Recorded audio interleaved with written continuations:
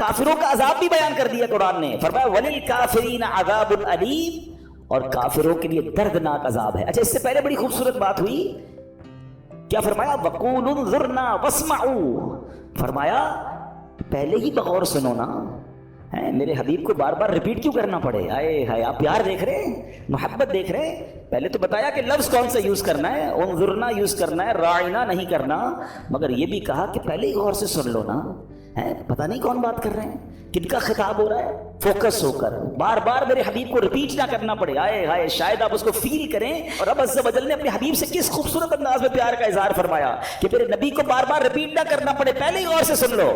اور پھر جو آگے آیت کا جز ہے وَلِلْكَافِرِينَ عَذَابٌ أَلِيمٌ، یہ بتا رہا ہے کہ جو گستاخ ہوگا نا، جس کے دل میں معاذ اللہ نبی پاک کے بارے میں مائنس پوائنٹ ہے، پھر وہ دردناک عذاب کے لیے تیار ہو جائے، پھر بربادی اس کا مقدر ہے۔ بے شک اللہ اللہ کرتا رہے، دل میں عشق رسول نہیں ہے تو پھر وہ رب کا نام لینا بھی کام نہیں آئے گا۔ اللہ کی سرتاب قدم شان ہے یہ، انسان نہیں انسان، وہ انسان ہے یہ۔ قرآن تو ایمان بتاتا ہے انہیں، اور ایمان یہ کہتا ہے میری جان ہے یہ، میرے آقا ایمان کی جان ہیں، ان کے بارے میں کسی قسم کی ایک ذرہ برابر بھی، پیارے آقا تو دور کی بات، آپ علیہ الصلوۃ والسلام سے نسبت رکھنے والی کسی چیز کی بھی بے ادبی ایمان سے خارج کر دیتی ہے۔ نبی پاک کے منہ مبارک، نبی پاک کی آل مبارک، نبی پاک کے صحابہ اور اہل بیت، سب کا ہمیں ادب کرنا ہے۔ جس چیز کی نسبت نبی پاک سے ہو جائے وہ ہمارے سر کا تاج ہے، ادب اسی کو کہتے ہیں۔ پیارے آقا کے شہر کی تعظیم، آپ کی شہر کی گلیوں کی تعظیم، یہاں تک کہ مدینہ مبارک کی اشیاء کی تعظیم، یہ ہمارا ایمان اور ہمارے ادب کا تقاضا ہے۔ تو اللہ کرے کہ ہم ادب والے بن جائیں، اللہ ہمیں گستاخی سے بھی محفوظ فرمائے اور گستاخان رسول سے ہمیشہ دور فرمائے۔ ان صحبتوں میں رہا کرو جو با ادب صحبتیں ہیں، کہتے ہیں نا با ادب با نصیب، بے ادب بد نصیب۔ تو بہرحال اللہ پاک ہم سب کو ادب والوں میں رکھے، یہ محبت کا بھی تقاضا ہے کہ سرکار علیہ الصلوۃ والسلام کے بارے میں نہ کوئی بات زبان سے نکلے نہ ہم سن سکیں۔ اللہ پاک ہمیں نبی پاک کے عشق والی زندگی اور ادب والی زندگی نصیب فرمائے۔ صلو علی الحبیب۔ الحمدللہ رب العالمین، والصلاة والسلام علی خاتم النبیین، اما بعد فاعوذ باللہ من الشیطان الرجیم، بسم اللہ الرحمن الرحیم۔ پڑھیے الصلاة والسلام علیک یا رسول اللہ وعلی آلک واصحابک یا حبیب اللہ، الصلاة والسلام علیک یا نبی اللہ وعلی آلک واصحابک یا نور اللہ۔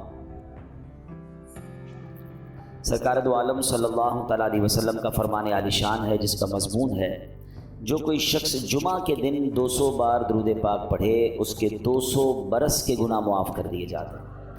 ایک بار محبت کے ساتھ درود پاک پڑھ لیں، صلو علی الحبیب صلی اللہ تعالی علی محمد صلی اللہ علیہ وسلم۔ آج سے انشاءاللہ ایک سیریز جو ہے ہمارے بیانات کی ہو کہ ہم ایک ٹاپک کے تحت بیان سنتے چلے جائیں اور ہم سب انشاءاللہ کچھ سیکھیں۔